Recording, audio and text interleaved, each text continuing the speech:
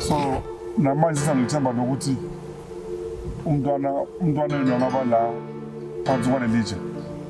Yebo. So i-era yabona ukuthi ngabe isuke kuphi? Ngiyayibona. Kahle maybe like yini nifake i-tombstone ethuneni elirong la kabo lokuza kaMpongose. Lana I can say kulela umntana kaNokuza la. Wampongose la. Yathola? Nino wenu abamcuyanga. Ukhona Samuela. Manje uyazikhiyela wena kunokuthi abine umuntu uvula umnyango uyakhiya umnyango. Awunjothem. Case yaso sale abaliona mo. How long you been waiting here? Emela bashuti ke rata alibafendo. Abanye abantwana cases. Abantwana ngaka. Abantwana bayi-12. Unabantwana abayi-12? 6.6 years. Ngamambala? Hey.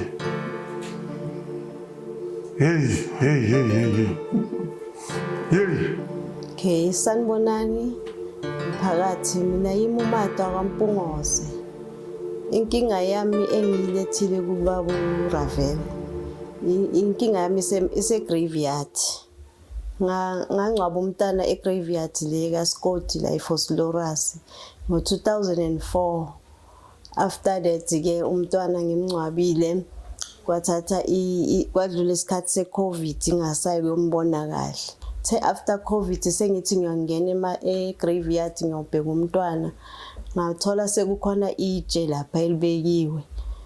Alright, mbukile lapha ekhaya uzokhumbula ke umuntu wakamama umuntu wakababa ukuthi ukhuluma nomuntu omdala akufani nokukhuluma nomuntu omncane. There's a huge difference. Kufana njengama-computer. Bazowazi ke laba ontanga bami ukuthi sibuya kude ngecomputer leko Pentium 1, Pentium 2, Pentium 3. Wazophuma ungena ama-i i3 i557 kanjalo.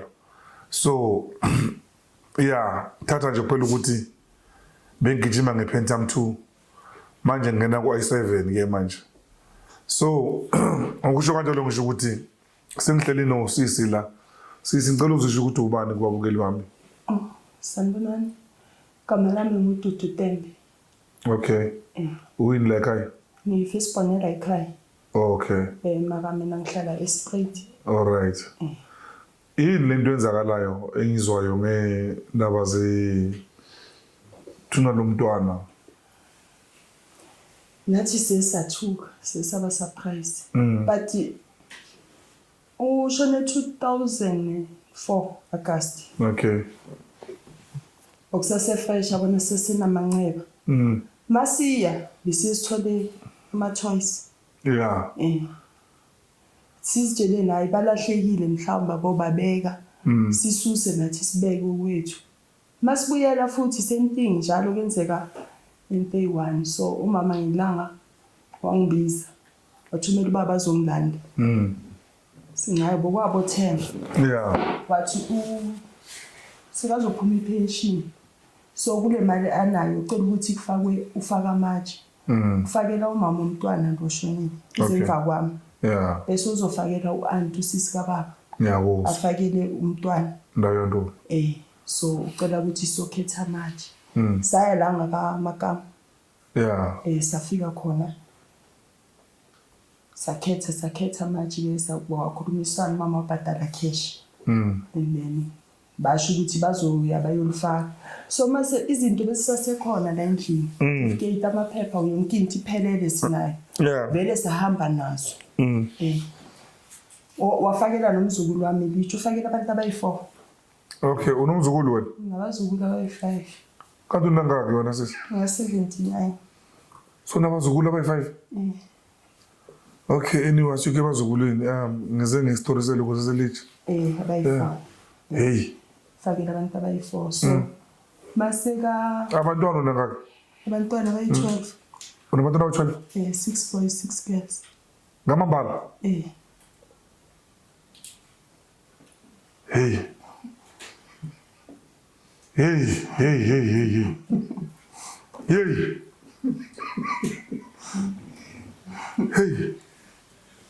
Okay, bengizokubani bekuyistory ukuthi asikho sensitive yakho bengizokubuza ukuthi like baphume phela abantwana abayi12 la. 12. Abana operation abana next. Bazali natural death. Sorry, natural born. Okay. Nangu wethu. Unabantwana abatshela lo mntwana. Akuba sethi ngiyamthusa ngithi Isivuno yakho inanga. 96. Hey, okay, salute, respect. All right, yeah, okay, bafethu yabengazele ngaloko mara. Yeah. Bathole grant bonke labantwana. Cha, kani ngomabhalisi. Ubondla nje.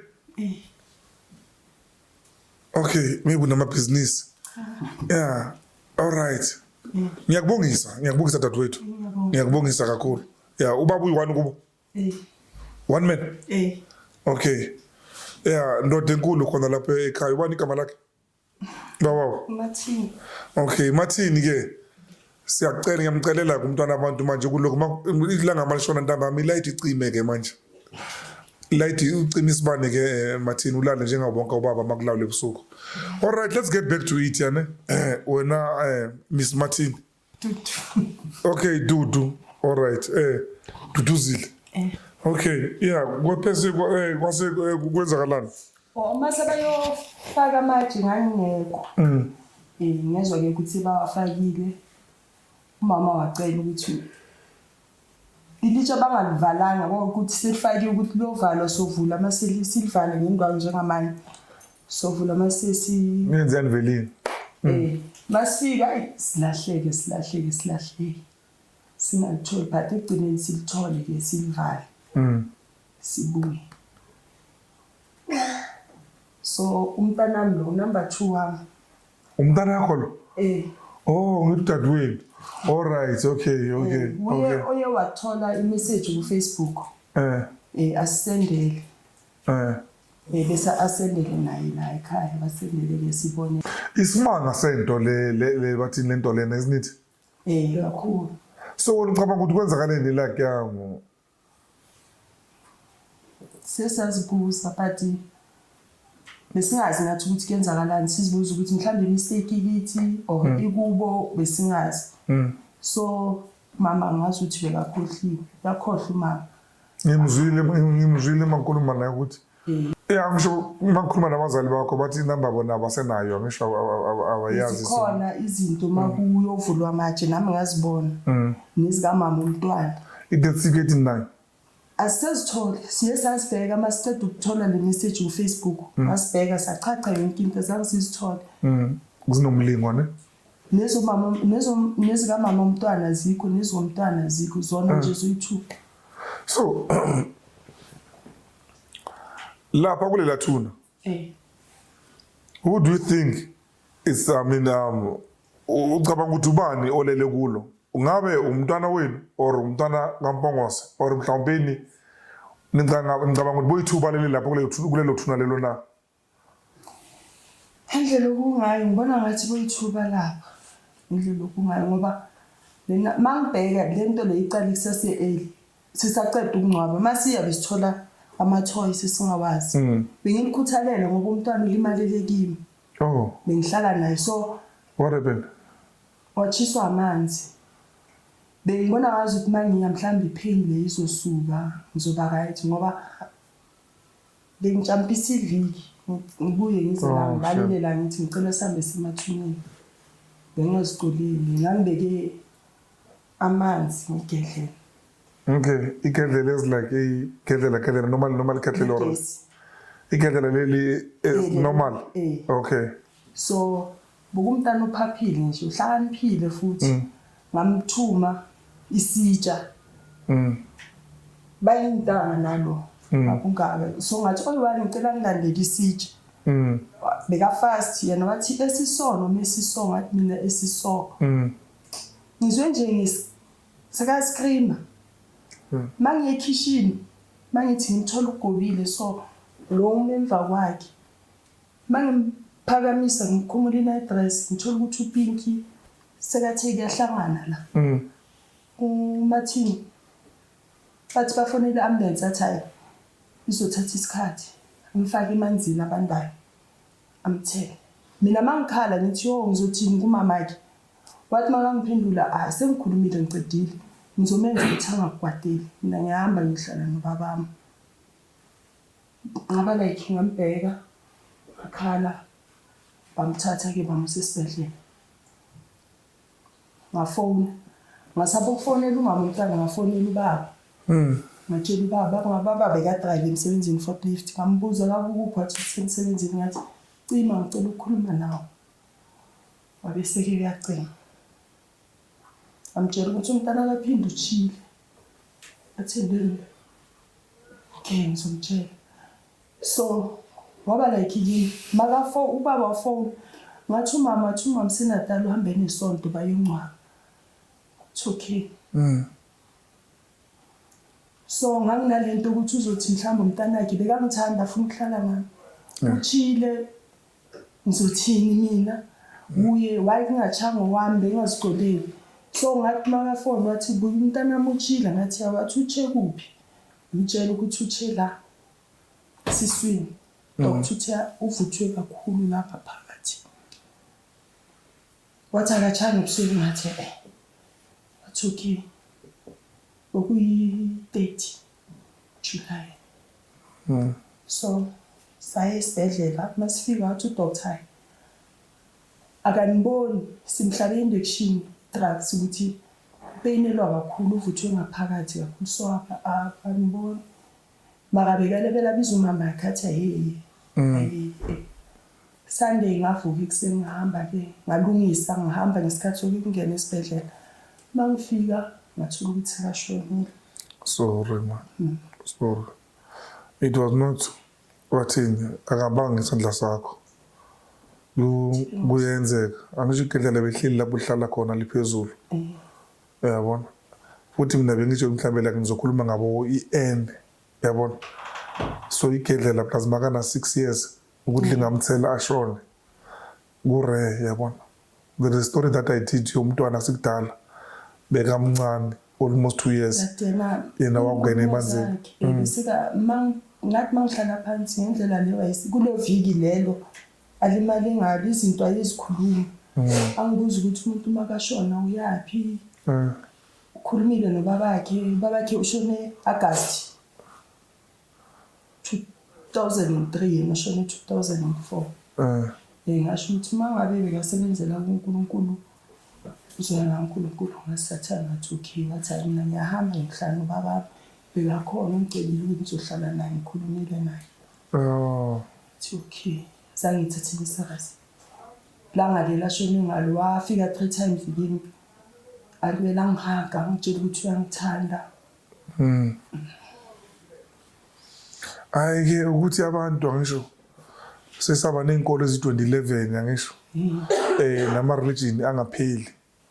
Kodwa mina lapho ngizala khona nendlela lengikhule ngayo ngafundiswa into eziningi ngaze ngafundiswa nento nokuba abantu bayabizana. Yeah, especially abantu mhlambe bakhonzene. Even if example even ngesikhathi even if ningabangani ngithanda kakhulu nomngani wakho angashona omunye uyakhona ukuthi abuye sekanezizungu azolanda lo munye umngani wakhe. Mani izlamani nizalana it's even worse if you are related. Uyabona? Nami makushona ubhuti kababantu bomkhulu wami ngacishe ngashona. Ngimbona angibiza every night for maybe 4 times. Kodwa ke leyo nto yabonakala fast. Sase siyivala ngendlela lesiyivala ngayo. Uyathola? Ngiyakuzwa. Yavalwa ke ngesiko lakhona. Uyabona? But the story is not about me. Bengithi kuphela ngikwazisa ukuthi kuba kanjani. Akusuwe. Bayabizana abantu mhlawumbe umndeni wakini. Into ukuthi maybe like anizazi mhlawumbe lezo. Bekumele bekaqala khuluma ukuthi ubaba uyangibiza njengomntana omncane ubaba uthi bazohlala sonke. Abantu abadala mani bahlebela bayibheke ngelinye ilihlo ivalwe lento leyo. Uyangithola? Uqinisile ngoba iyenzeka after makaqeda ukushona bayintanga nalo bengibagcokisa ngokufana bayeza ama-twins. After lapho uye wagula isikhathi eside sogula lo ya wadumba lana isisu singaka inyawo atshela ubaba ukuthi uyambona ukuthi mabeze bazohlala bonke. Eish. So umama lo munye nomama ba family friend ngamtshela wathi maka simthathe simsithuneni Ndawo yalo. Kukhulunywe naye simncenge. Ngoba right bathule isifo senhliziyo. So mina mangibheka ngathi isikhoso ukuthi babethu ekitchen makahle imali sesinaka lo yena zange sinake since amile kuphuthumiswa lesibhedlela kwenze inkinta kakhulu so lokami so ambhekile sakhohlwa uye ngambona suku after maybe sokushaya no10 mangithi usamile ekitchen like benze ngokwathi into yayenza ngabo 2:08 ebusuku. so almost 2 hours umntana mendaweni one. Maybe trauma la bafundile lento le. It's a trauma. Be experience lokho zi trauma.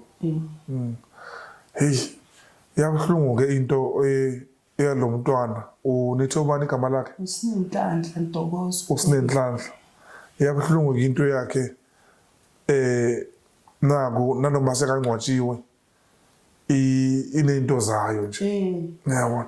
Ngoba besibele ngithi kubo amathuna kumelanga ahlale iminyaka ingaka angakavulwa mama azisebenze asibekeni imali sihambe sovula ngaze ngatshela naye usisi ozemva kwaNtokozo bese kasebenza ngathi asibeke imali mina nawe ke every month sivula ikhadi sibele sibeka sivula amatshe yazusisa la vele sithi sizoqala khona sithi sokuvela lelona lengithi ngishadi ngokunzima ukuthi siwavule vele kusho ukuyisayina. Yeah. Manje siswami la ukuthi bangcwabele ethuneli 1 labantwana. I doubt it. You know why? Uvusmus lo kaMpongose. Ungcwatshwe ibonakala ungcwatshwe kule viki leli. The following week kwangcwatshwa lo wenu. So umthetho wa South Africa uyala. There is a certain period where you should like wait. Abantu abangcwatshwe ethuneli 1 angeke bangcwaba umuntu namhlanje kule viki next week bangcwaba omunye. Not even the next month. Ngoba nesikhathi I think maybe 4 years but kuma comment maybe omunye umuntu osebenza ngale dolezi uzo comment asitshela ukuthi kuba how many years yabona. Ngoba ba avoid into eziningi lapha. Makuvulwa ithuna umuntu lapha ngisho usa decompose usabola yamthola ngithi like ngakhoza izifo yabona. So ukuthi bangcwatshwe ethuneli 1 I doubt it unless if bangcwatshwe ethuneli 1 it was done very illegally. Yamthola. So I think from la ngono kuyiwe eofisini siyoza ukuthi ofisini bathini. Awucabanga? Ngiyacabanga ngoba ngiyafuna ukulungiswa. Masiye ofisini ngoba nimoshareni wayesekho. Sizwe ukuthi office record le office lithini. Yabona. Maybe we'll all get closure out of this. Yabona. Uzilungise ke siyeme lokuze siyofisini njenganje uRavel from TV. Okay. Yeah, into ngiyayilandelela. So uzilungise ke sihambe nawe siye eofisini. Okay. Okay.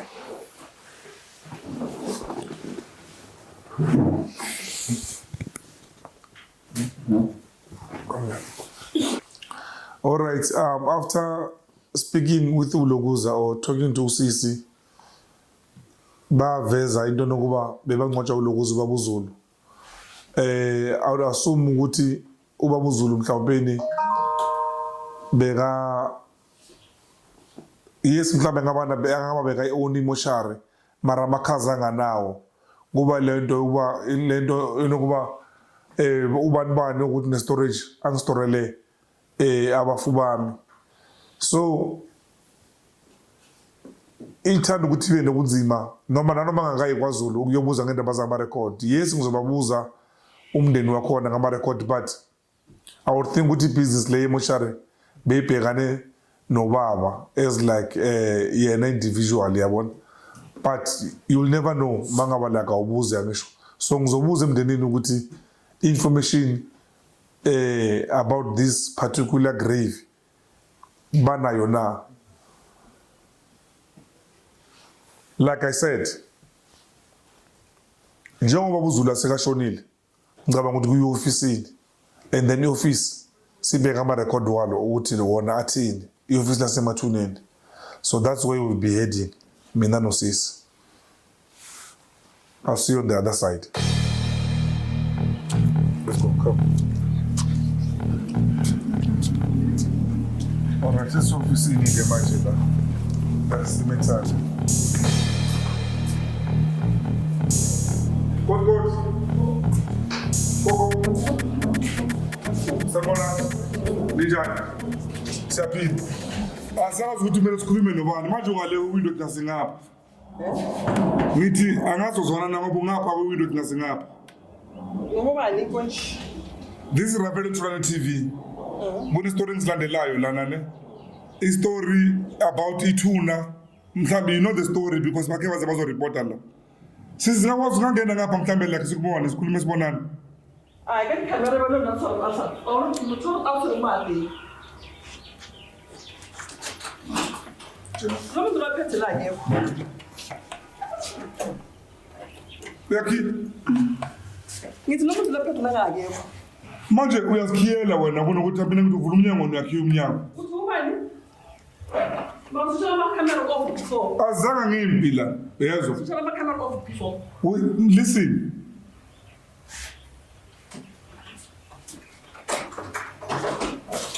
Mamela, siswa azange la uzonibuyisa la. We need to know ukuthi la kwenzakalani with the same grave. Yamthola. Angisho le office lethu la eFondoras. Ngahlala phansi. Siswa mngena uhlale phansi.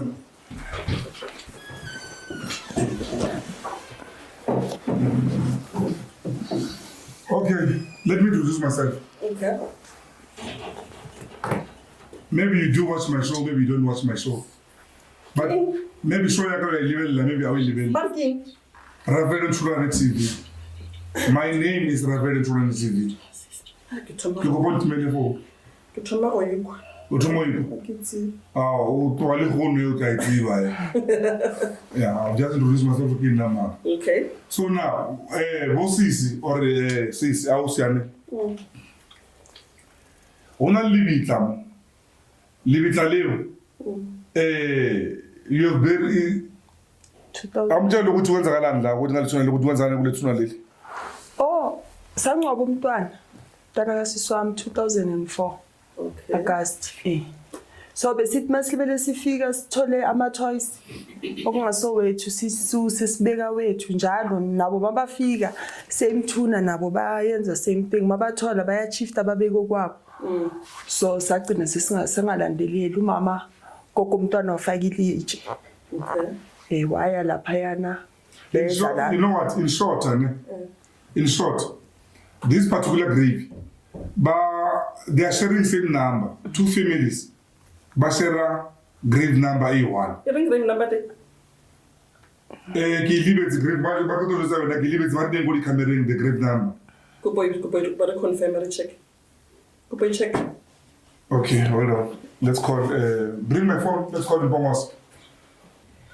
Ona wa kweli camera mo. Argolele, mkani kusipigia. Kima morbolele. Supervisor. Supervisor. Hello, kunjani? Ngiyaphila. Ubona la na. Is it Mr. Mashiko or Miss Mashiko? Mr. Mashiko? Kunjani baba? Ngiyaphila. Mamela ke, Ravel Turana TV is here. Kunenkinga la inkinga ikhona uyayazi because like these people they say to me they've been coming to you like a year time and two lokho batshela ukuthi angazo your senior your supervisor kumele ayenze ntoni so now sizela ngale case leyo eyokuthi ithuna ukuthi amafamily ethu bashare I same grave number kwenzakalani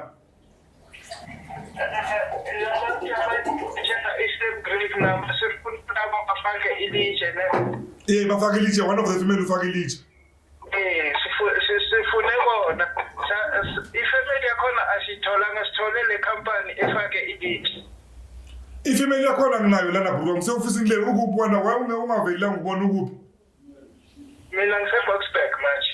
Can we arrange a meeting with you? Can you come like maybe like for interview like Subon? Namhlanje ngizoba late. Ngaka sifike linye ilanga. Okay. Uripota la kule office la Fostoras. Ngiripota la eBoksburg. Uripota Boksburg. Well, you don't come to this Batin cemetery as supposed to. Unokuzala. So let's meet in Batin at this office here. Batin Molosine. Thursday. Yeah. You know, historical mangasu ya sawa zakesh. Okay, it's fine. Mina ngizanga ngempila. Ngifuna nje kuphela ukwazi ukuthi kwenzakaleni, yes. Okay. Yasengile mamoshari ukuphela umuntu ukuthi osele ukuthi manje sikhulume naye. Okay.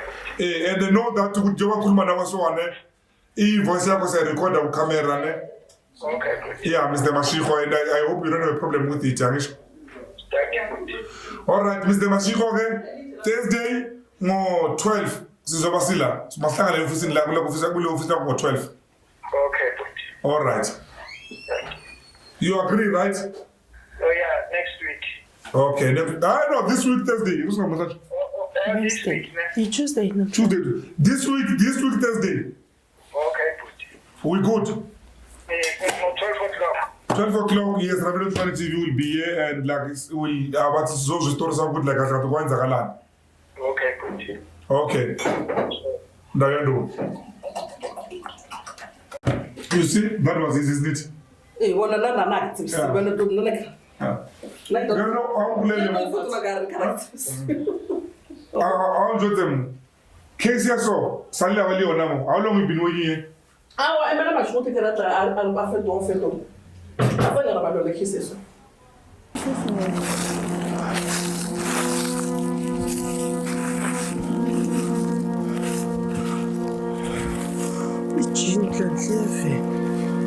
Kodwa Nkosi yami ke uma sekunje bese iqiniso lona ubatshela lona njani kulesifo.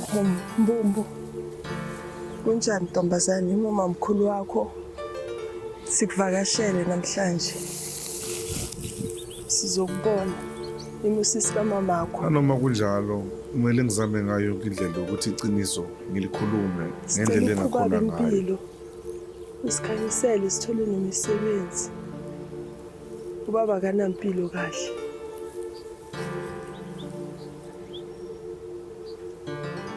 Phela bonhlanhla bakhanyisele bathola umsebenzi, sithola umsebenzi. Kube yithi esilungisi ikhaya, yabona ukuthi kunjani ekhaya. Akekho umuntu osebenzayo. Sihleli ubaba kanampilo kahle. Beyazi ukuthi ubaba bokuye umuntu ostrong endlini. Ukhona ukwenza yonke into ukusumela. Cela umuphi impilo. Sipho umsebenzi. Sicelele umsebenzi bakubadala. Sanibona. Yebo. Njani? Siyaphila. Siyaphila.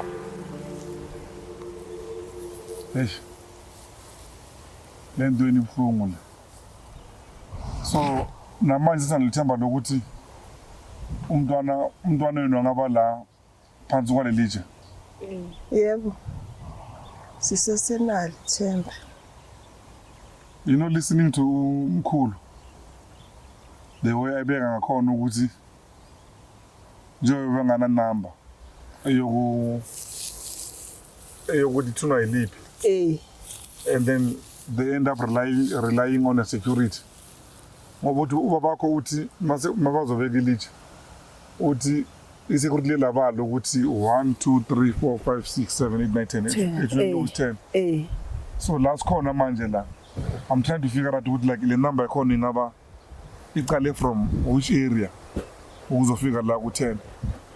Because mawubheka Akubonakala. ukusuka ngale iyakubonakala yabona ukusuka lapha ngisho amathuna bona qala lapha na La ikhona indawo. la ikhona if asuka la ikhona is 1 2 3 this is 4 yabona or 3 then masiya ngale 1 2 3 4 5 6 7 8 9 10 11 12 13 14 15 16 17 this is number 17 ane noma sathi sibuyela na emuva le 1 2 3 4 5 angisho yebo masiya ngapha futhi nakhona yabona I match ayimeshi 1 2 3 4 5 I match 5 6 7 8 9 10 11 12 13 so what if kahle maybe like yini nifake i-tombstone ethuneni wrong la kabo lokuza kaMpongose ya njengoba bengishilo nasecaleni ukuthi besithi masifike sithola ama-choice ne sosuse ngoba besibona ngenamba nabo mabafike sithole izethu bayisusile so mabayofaka amatshe mina besengekho maka mabayokhetha amatshe semde bayowathenga wayi4 bengikhona maka masebafaka ngangekho ngezo sebathi sebalifakile so i-era yabona ukuthi ngaba isuke kuphi ngiyayibona they didn't have a number they didn't have but maybe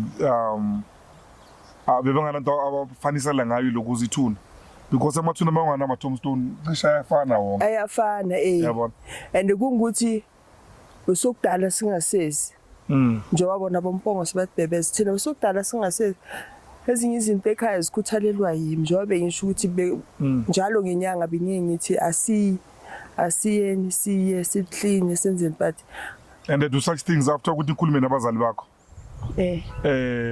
ubonile ngisho nini uthi umama kubekele ilokuza uthi umama kubekele mama kubekele ijezi ewardrobe ulifake ijezi efridge ulifake efridge yangisho so uyabona ke ukuthi like kuba into njani so how can you trust into enkulu kangaka ukuthi bathi nethuna yetha ngasikhathi angazi different wardrobe nefridge ukuthi yini nanokuthi kuhlala nefridge kuhlala newardrobe nefone yafaka efridge so know this I did went to kwaZulu ne yebo ngikhulumile nendodana kayo lokuze kaba buZulu ukuthi uyena ukuthi bekenza kakhulu izinto nobabakhe yabo naye is very sorry about this situation but then he assured me ukuthi bona bayenza into right yabo bona bayenza into right wazi wangadvise nokuthi futhi manje ngaya kuphi nakuphi you will find the truth ukuthi kwenzakaleni wathi there is no way ukuthi singangcwaba umuntu phezulu komunye without ilokuza ama concern nani yabo ngoba mali dade yangcwatshwa masibhema ibox la li1 mawubheka umgodi bosase clean ibox beli1 umgodi ase clean so nayo indaba enkulu so therefore it can't be ukuthi bangcwatshela aboyithu labantwana umntwaneni uSamuela maybe uyelo esiphezulu kwakhe ngapha yangithola maybe ula yabo maybe ulapha next door umntwaneni uSamuela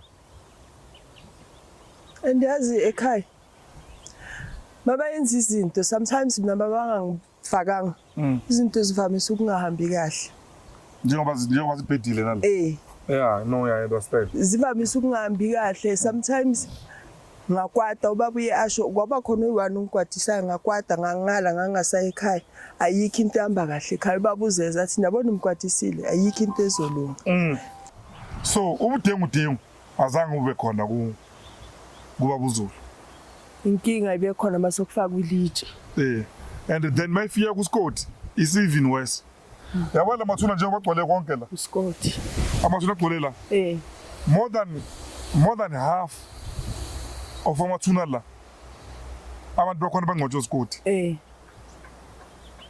angazi ngizwisana ya understand ngiyamazi vele from sikhulu ukuthi and we never had a problem with Scott that's why I still recommend ukuthi abantu mabafuna ungcwatshwa iyani kuScott especially emva kwento eziningi ngakuthi uScott wasenzela zona in fact kumele separately kenyenza ivideo eyokhuluma nguScott Scott yabona eh so kwaScott ke hayi number 1 wonke umuntu uyazi. That's why masifika kuba zanga baze basiphi lokuze I-problem yabona they welcome us with lokuza with open hands yabona so yeah I-problem angitholanga kulokuza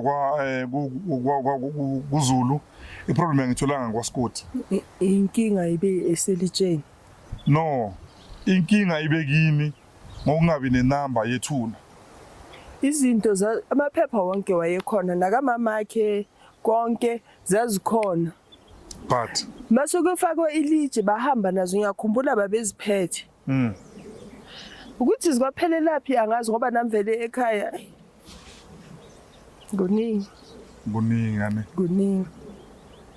so nomunye ufuna ukuthi kube uyaphathe nomunye ufuna ukuthi kube uyaphathe so mina vele ngivele ngishiftele emuva ngibukele and mangibukela kuyamosheka base kumoshekile khani base bathi woza bheka ngizamile ukumthola umanager ke wala elokuze egraveyard so lokho bekukhona ngisho that day masifika athi senze appointment from lapho azange aphinde futhi abambilo ilokuze ifone yami which is the unfortunate here uyathola the problem with abaholi bethu or abantu esibathembile ngokuthile emphakathini I'm speaking from officials yana it's not exactly ukuthi kahle inkinga yibo inkinga ilabantu ukuthi baphethe bona uyangithola labantu baphethe bona banemithetho eminingi I'm thinking la kulelu lana I can say kulelu mntana kalokuza la kwampongose la uyathola nino wenu abamcuyanga ukhona Samuela she's here somewhere yabona so sekuzolamula iofisi ke manje ukuthi ithuna lakhona iliphi angisho manje amathuna la kunamathuna njengoba so kunamathuna yabona mathuna so senizokhulumisana ke nezimo indeni ukuthi manje le Tombstone le kwenze njani ngayo yeah singabaphanishi ngithi singabaphanishi yayihluphi le nto le nokuyikhipha manje litholile niyifake lapho kumele ingene khona yes it's just a headstone we keep you're not gonna be even like be spending but in imali yabo ngiyakuzwa then mina uzofaka yakhe ke mangabe uyayifaka bebasho kanjalo ukuthi bafuna ukulifaka thina sothola ukusizakala kanjani nathi ukuthi sithole owethu iofisi ke manje uma sathi sizohlangana Monday la eGraveyard sahlangana kwathiwa sizofonelwa asikakatholi phone call ephuma eoffice until today all right like I've said mina into engicabangayo la ane after like ngikhulume na ioffice lika Scott yezo uScott it was flawless you understand there is no mistake there whatsoever ngenamba yakhe ngerecord lakhe the words are perfect into kaScott perfect so that means we need to eliminate uScott manje from this problem akhisho inkinga ibe makufakwe ilitshe mina mangibheka futhi ngayi2 ibe mhlambe makufakwa ilitshe ngoba ubaba uyasho ukuthi bahlalile from ekseni ngabo 8 angakwazi ngabo 4 or 3 baba umuntu wabasiza ukuthi ababalela babheke emaphephe encwadini leya la umuntu osebenza khona la uye wabakhomba lethuna kusho ukuthi inkinga ibe khona lapha eofisini ngoba uthi ubaba uye wababalela wacounter wathi nali babheke emabhukwini marubaba kimuthi security elafika labalo ukuthi sinalo busithene sakhombiswa ilama security bewasebenza lapho nakhona siye kuwo sayawubuza ukuthi basibaleke basibalele bathi 1 2 3 4 5 6 7 8 9 10 bathi yilo bagcina ku10 lama security. And let's not like 10. If we count 10 from that side, it's not 10 ligupi. I think ile list ona letong stone. So still like to number 10. Me akusu number 10. Yona inkinga kakhulu. Asazi manqoba kuphelelaphi. All right, sige bafethu. Mama can only do so much, ane. So lana ibhola manje sala liwela endabeni ze-office la emathuneni. La kule mathuna lawa la okuthiwa esiwabiza ukuthi amathuna kaScott.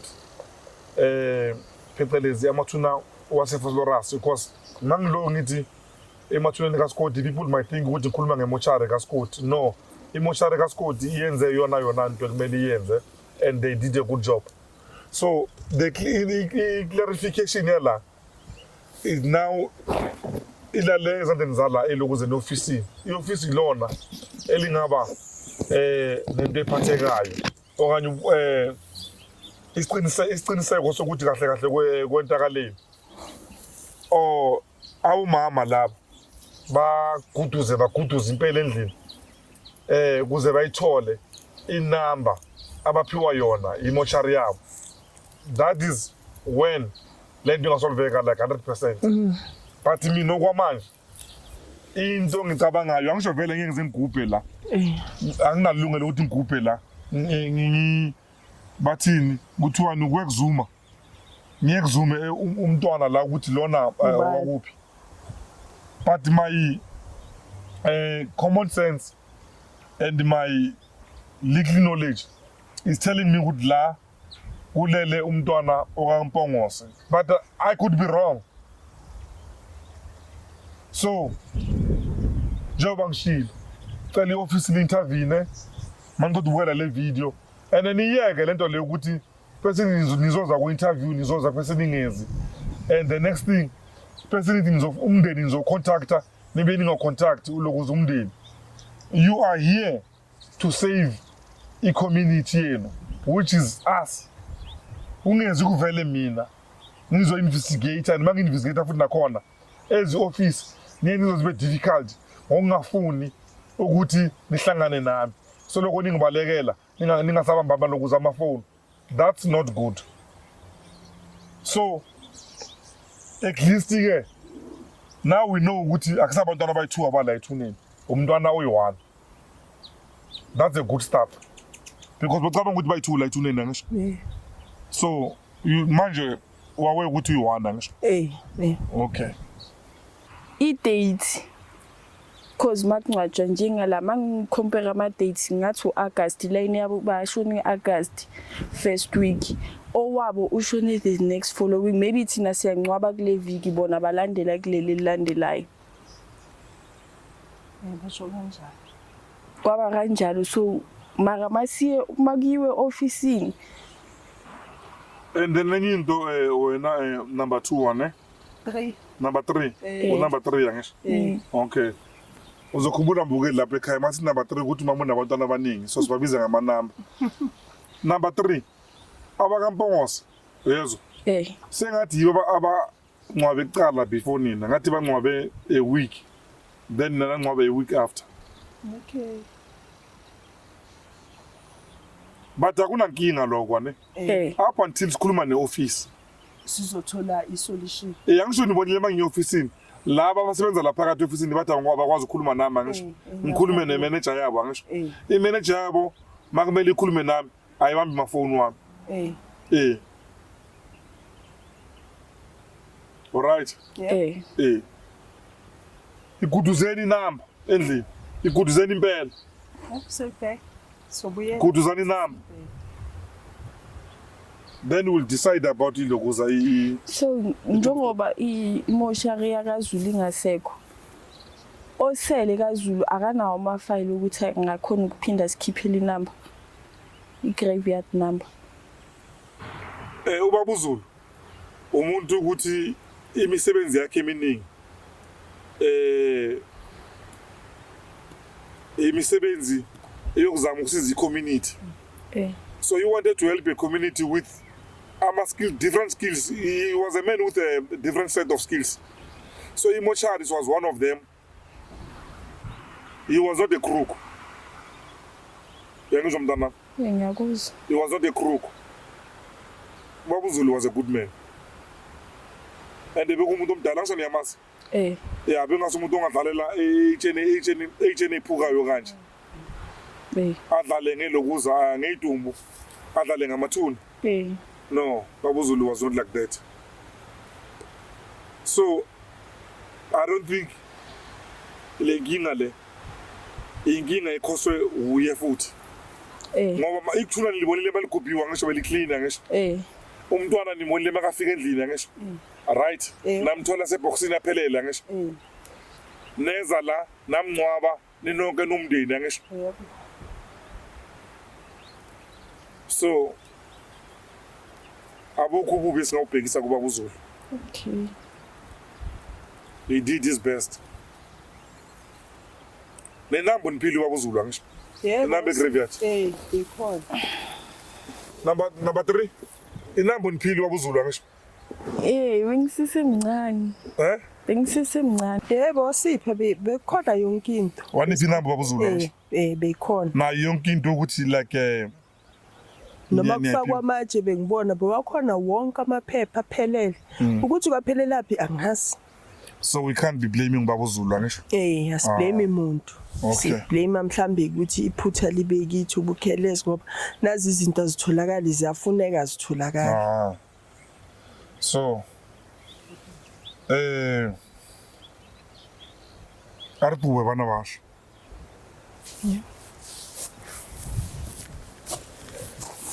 Okay, bafethu nomhlanje phela la njengoba ngishilo into engicabangayo la ukuthi lapha kulela thuna kusabantwana abayi2, that's one.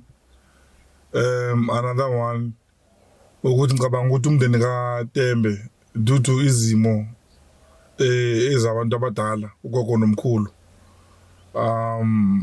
bagcine balahla inamba yelokuza eyethuna and then rely ku office and i-office ngathi nalo liba pointele ethuneni ukuthi akusiyilo or lo security loyo ukuthi uthunyiwe ukuthi ayo zama ukuba assista uba point ethuneni ukuthi akusiyilo but inkinga la makumele i-office izophendula abo no comment which angeke ngize ngibablame especially i-staff sala ngoba uzo understand mbukeli lapho ekhaya ukuthi lezi zinto lezi zika government ziyahlupha uzozithola wena sokhuluma lapho kanti asakhulumi zona the next thing sekwama final written warning bakutshela ukuthi wena manje wakhethwa ubani ukuthi u-spokesperson esamathuna wethu and then kanjalo sophelwa umsebenzi but akusho ukuthi thina somphakathi singatshelwa iqiniso because manje story ngiyazivala mara asikazi ukuthi umunye umntwana ukuthi ulele kweliphi ithuna kahle kahle. It's not fair. So sicela le video le manizoyibukela do some means investigateani lapho ukuthi kwenzakale yini. As for amamoshara la mamoshara wethu akhonto wrong ukuthi like ayenzile ubabuZulu he did his due diligence uScotty ayibuza into yakhona. Scotty will always like stand out. So indaba isele officeini. So office iphandla abantu laba lemindeni leyo yi2 iclear picture ukuthi kwenzakale yini. I don't think ukuthi nakhona into enkulu kangako. So ravelozwa ravelo bana beyo. Angazi mama kona into ofuna ukuyeda na. Mama, hayi ngiright. ngizwile bathi niyongcwaba nini Friday futhi niyakwenye funeral Friday. Yebo. Make sure ukuthi nibone ukuthi kwenzakalani ngisho. Yebo sibonile. Niyongcwaba ubani weekend? Ugogo wabantwana. Gogo wabantwana. Nize nigcineke lokuza i-grave number. Nishuthe, nisende, ni-archive. Ni-frame nasebondweni mase ngisho isithombe sakhona ngoba nalahla ama-grave number. Singasoloko senza ama-upside down kangaka. Okay? Yebo, soyenza njalo. All right. I'll see you in the next one.